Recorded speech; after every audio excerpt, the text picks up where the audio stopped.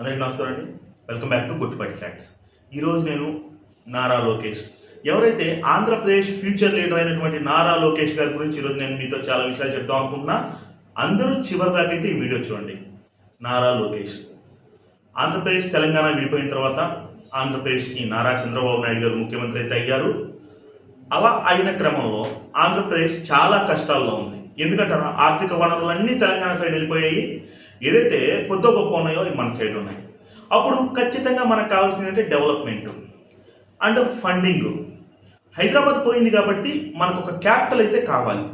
ఇలా క్యాపిటల్ కావాలనే ఆలోచనలో ఈ విధంగా మనకి ఐటీ కంపెనీస్ వస్తే కొద్దిగా ఇన్కమ్ పెరగద్ది అది అనే ఉద్దేశంతో నారా చంద్రబాబు నాయుడు గారు ఒక సంచలన నిర్ణయం అయితే తీసుకున్నారు. ఆ సంచలన నిర్ణయం ఏంటంటే నారా లోకేష్ గారు ప్రత్యక్ష రాజకీయాల్లో పోటీ చేయలే, అయినా సరే ఆయన్ని ఎమ్మెల్సీని చేసి ఆయనకి ఐటీ శాఖ అప్పచెప్పడం జరిగింది.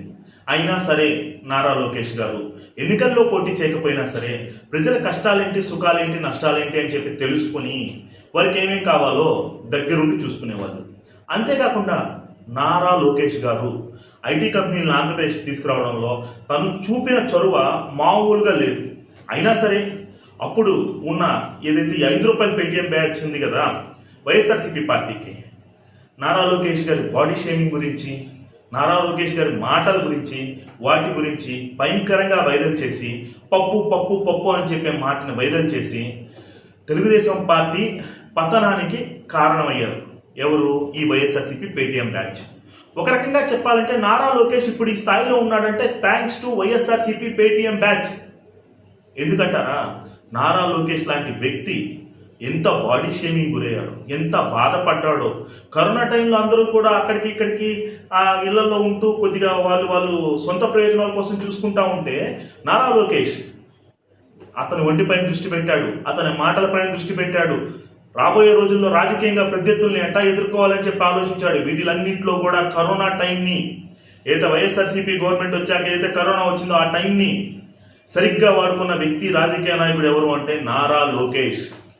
అప్పుడు రాటు తెలియడు నారా లోకేష్. ఆ రోజు నుంచి ఈ రోజు వరకు వెనక్కి తిరిగి చూడలా, యువగలంతో జనాలకు దగ్గర అయ్యాడు.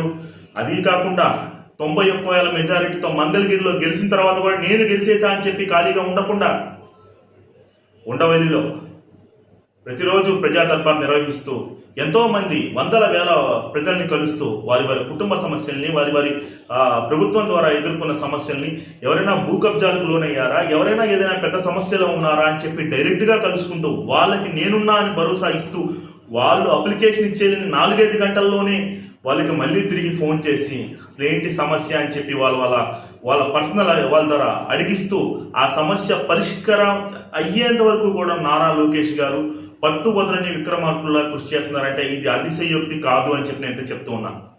నారా లోకేష్ ఈరోజు ఖచ్చితంగా చెప్తూ ఉన్నా.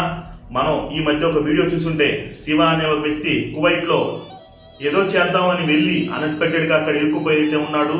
అతను ఒక వీడియోనైతే రిలీజ్ చేశాడు. ఆ వీడియో వైరల్ కావడంతో నారా లోకేష్ గారు కూడా చూశారు. చూసిన తర్వాత హుటాహుటిన అక్కడ ఏదైతే కువైట్లో మన భారత రాయబారి సంస్థ ఉందో దానికైతే మెయిల్ పంపించడం జరిగింది. అతన్ని అక్కడికి తీసుకొచ్చి అక్కడి నుంచి ఇండియాకి రప్పించడం కూడా జరిగింది.